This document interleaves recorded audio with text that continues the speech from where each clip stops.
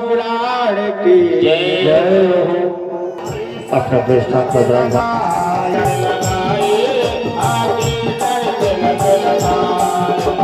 आराधन कर राधे राधे, आराधन कर राधे राधे, दोहे आए दोहे आए, राधे गोविंदा मन भजले हरि का प्यारा नाम है।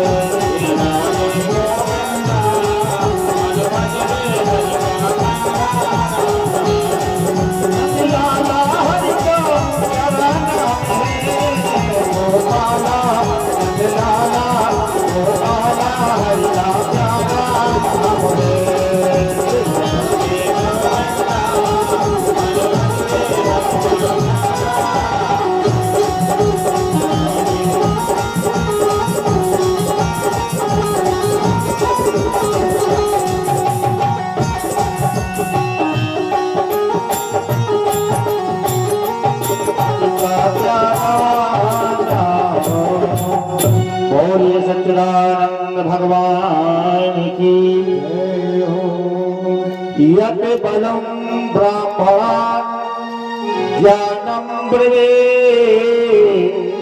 मेघमात गायस्तु यज्ञमो तथैव वर्णः। आज जाकर के सुनी सुखदेव महाराज कहने लगे कि हे राजन, आज जब परमात्मा नारायण ने जाकर के हिरण्यकश्यप का उद्धार कर दिया, और जैसे ही जब हिरण्यकश्यप का उद्धार किया तब उसी समय प्रहलाद के पुत्र हुए विरोचन, और विरोचन से जाकर के महाराज बलि का जन्म हुआ। आज जब महाराज बलि का जन्म हो गया, श्री सुखदेव जी महाराज कहने लगे कि हे राजन, आज महाराज बलि ने जाकर के 99 यज्ञ पूर्ण कर लिए, और जैसे ही 100वां यज्ञ करने के लिए तैयार हुए, अपना 100वां यज्ञ करने लगे, तब उसी समय आज इंद्र घबराने लगा। अगर इंद्र ने विचार किया कि अगर महाराज बलि ने 99 यज्ञ पूर्ण कर लिए और अगर 100वां यज्ञ पूर्ण हो जाएगा तो इंद्र बन जाएगा, और अगर इंद्र बन गए तो मैं कहां जाऊंगा। आज जाकर के इंद्र ने सभी देवताओं को जाकर के बता दिया, आज जैसे भी हो तुम जाकर के हे प्रभु आज महाराज बलि के यज्ञ को नहीं करने देना, इनके यज्ञ को अपूर्ण कर दो। आज उसी समय श्री सुखदेव जी महाराज कहने लगे कि हे राजन, आज परमात्मा नारायण छोटा सा रूप धारण करके, आज केवल 52 अंगुल के बन करके, आज छोटे से ब्राह्मण बालक बन करके आज महाराज बलि की यज्ञशाला में जैसे ही आगे बढ़ने लगे, आज जैसे ही महाराज बलि ने देखा कि आज हमारा भाग्य बड़ा धन्य है, आज परमात्मा ने हमारे ऊपर बड़ी कृपा की कि जो आज बिना बुलाए आज हमारे यज्ञ में एक छोटा सा ब्राह्मण बालक को आज हमारी यज्ञशाला में चला रहा। आज उसी समय जो महाराज बलि की पुत्री रत्नाबली थी, और जैसे ही रत्नाबली ने उस छोटे से ब्राह्मण बालक को देखा, आज है महाराज बलि की पुत्री रत्नाबली कहने लगी, अगर आज इतना छोटा बालक मेरा होता तो मैं इसे अपना स्तनपान कराती। आज परमात्मा ने जाकर के रत्नाबली की बात को श्रवण कर लिया। आज परमात्मा ने मन ही मनों से वरदान दे दिया, हे रत्नाबली जाओ, जब मेरा द्वापर में कृष्ण अवतार होगा तब मैं तुम्हारे इस स्तनों का पान करूंगा। और जैसे ही जब वह ब्राह्मण बालक यज्ञशाला में पहुंचे, सुंदर सिंहासन पर विराजमान करा दिया। आज वह पुत्री रत्नाबली कहने लगी कि अगर मेरा इतना छोटा बालक होता तो मैं अपने स्तनों में जहर लगा करके इस बालक का अंत कर देती। आज उसी समय परमात्मा वामन भगवान ने वरदान दे दिया कि हे पुत्री रत्नाबली जाओ, जब मेरा द्वापर में कृष्ण अवतार होगा उस समय तुम पूतना बनोगी और अपने स्तनों में जहर लगा करके तुम मुझे अपना स्तन पान कराओगी और मैं तुम्हारा उद्धार करूंगा। आज जैसे ही महाराज बलि जाकर के ब्राह्मण बालक को आज अपनी यज्ञशाला पर विराजमान करा दिया। आज सुंदर थाली में जल लेकर के आज उन ब्राह्मण बालक के सुंदर चरण पर जल लेकर के आया हो। आज उसी समय वह अंधी कहने लगी, अरे राजा दशरथ, अब मैं तेरे हाथ का जल भी ग्रहण नहीं कर सकती हो।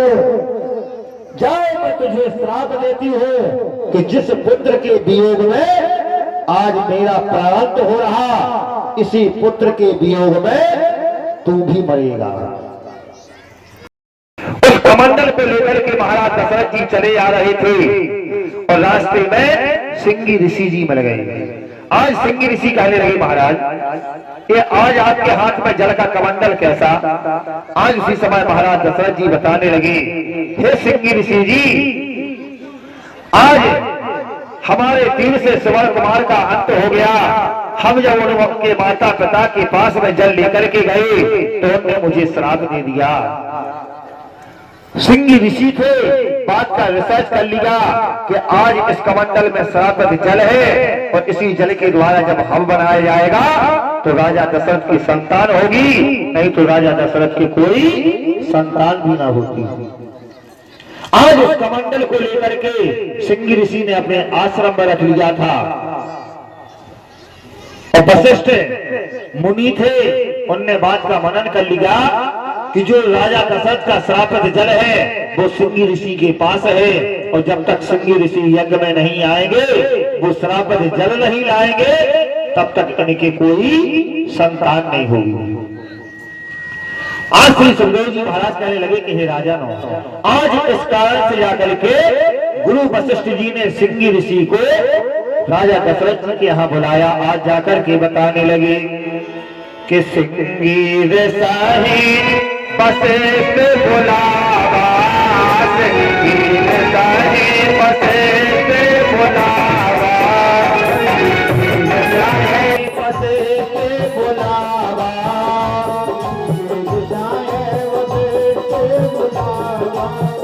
पुत्र ही तो भैया के करावा,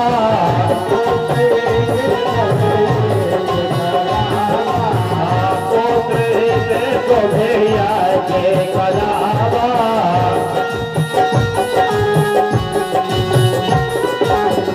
आज सिंगी ऋषि जी आज वशिष्ठ जी महाराज कहने लगे कि हे महाराज दशरथ तो जाकर के सिंगी ऋषि के आश्रम में चले जाओ और जाकर के सिंगी ऋषि से जाकर के कह देना कि तुम्हें वशिष्ठ जी ने बुलाया है।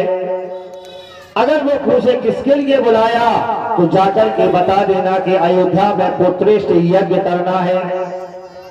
आज महाराज दशरथ जी यहाँ से जाकर के सिंगी ऋषि के आश्रम में चलने लगे। आज सीधे रास्ते में चले जा रहे जैसे ही सिंगी ऋषि के आश्रम के सामने पहुंचे सिंगी ऋषि तपस्या में लीन थे। राजा दशरथ जी उनकी कुटिया के बाहर 2 दिन हो गए बैठे बैठे लेकिन सिंगी ऋषि तपस्या से भी नहीं जगे। आज उसी समय भगवान नारायण प्रकट हुए और जाकर के सिंगी ऋषि से कहने लगे कि हे सिंगी ऋषि तुम जाकर के अयोध्या में पुत्रेष्ठ यज्ञ करेंगे। मैं आज अपना पूर्व का वरदान पूर्ण करने के लिए अयोध्या में जन्म लूंगा।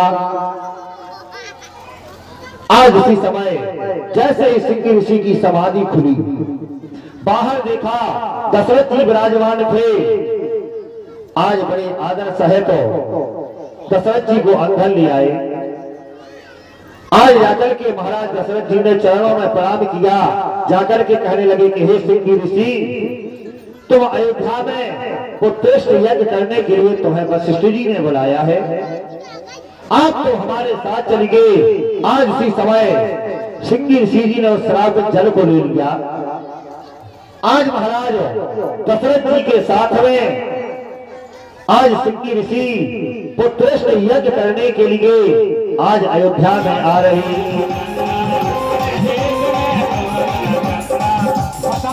हमारे देश में न सूर्य भगवान है न चंद्रदेव। हमरे देश में सूरज न चंद्रा, हमरे देश में सूरज न चंद्रा, हमरे देश में सूरज न चंद्रा। कोई महाराज थे तो दिन में रात दो एक थे। जय हो कोई धन्य महाराज अरे दिन में रात दो एक थे तो हम बाबा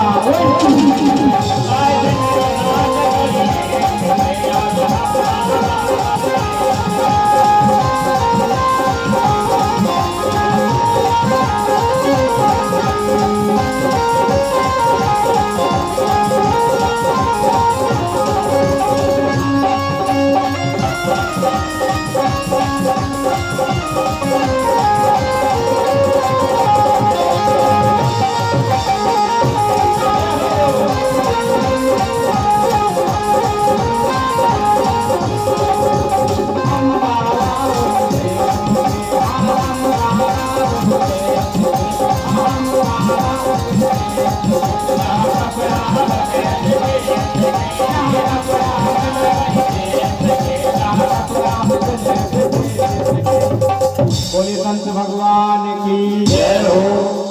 देखो हमारे संत महात्मा आ गए हैं, भैया उनको थोड़ा स्वागत करें, कछु जब पाया बैठा दे। बैठ जाओ महाराज, स्थान ग्रहण करो सब आगवा और कथा श्रवण करें, बैठो इधर। देखो तुम्हारा देखो बढ़िया टॉफी आ गई है, बैठो महाराज। भाई संतों का सम्मान करें। लाल वाला बटन दबा देना। बोलिए सच्चिदानंद भगवान की। क्योंकि संत महिमा बड़ी प्रबल होती है।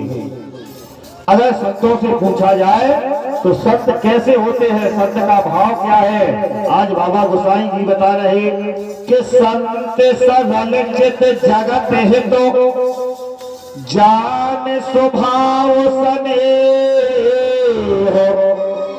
और बाल विनय सुने करी कृपा राम चरण रति देह। संतों के चरणों में ही परमात्मा का दर्शन है। अगर देखा जाए कि परमात्मा कहाँ है तो आज जाकर के बता रहे कि संतों के चरणों में ही परमात्मा का निवास है। और कहाँ निवास है? जो संत के दाहिने पैर का अंगूठा होता है उसमें स्वयं नारायण का निवास होता है। आज श्री सुखदेव जी महाराज कहने लगे कि हे राजन, पहली भक्ति ही संतों की संगति है, क्योंकि बताया कि प्रथम भगति संतन कर संगा और दूसर रति मने कथा संगा। जो आप कथा में विराजमान है एक दूसरी भक्ति है, और जो संत जी महाराज यहाँ उपस्थित है वो पहली भक्ति है। और जब आज राजा दशरथ जी ने सुंदर पुत्रेष्ठ यज्ञ किया तो यज्ञ में तो देखो बाबा आउता ही है भाई, बिना बाबा के यज्ञ में शोभा नहीं लगा। तो आज इसीलिए जाकर के संत महाराज का सुंदर दर्शन हो गया। इधर जाकर के परमात्मा गर्भ में प्रवेश हो गए। आज अयोध्या में इतना सुहाना लगने लगा कि जिन नदियों में जल नहीं था उन नदियों में जल बहने लगा। आज सुंदर उन नदियों से जाकर के पावन कलकल की आवाज आने लगी।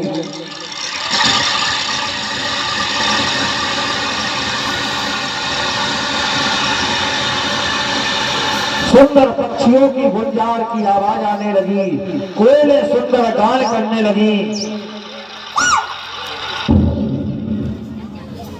आज जाकर के जैसे ही कोयलों का सुंदर पक्षियों का गुंजार सुना, आकाश से जाकर के मेघ गर्जना करने लगे कि आज हमारे प्रभु इस संसार में इस पितृलोक में अवतार धारण करने जा रहे हैं। सुंदर शंख की ध्वनि आने लगी। आज आकाश मंडल से देवता भी जाकर के भगवान की छवि को निहारने के लिए आज उसी समय जब भगवान का जन्म लेने का समय हुआ, जब इस पृथ्वी पर जन्म लेने के लिए तैयार हुए, उसी समय सभी देवता जाकर के भगवान के सामने पहुंच गए। आज जाकर के कहने लगे कि हे प्रभु, आप तो जाकर के मृत्यु लोक में जन्म ले लेंगे,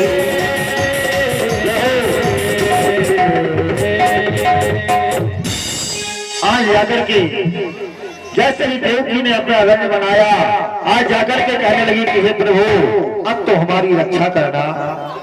आज श्री सुखदेव जी महाराज कहने लगे कि हे राजानो, आज जब जैसे ही 7वां गर्भ रोहिणी के गर्भ में प्रवेश कर दिया, 8वें गर्भ में स्वयं परमात्मा नारायण का प्रागट भाव हो गया।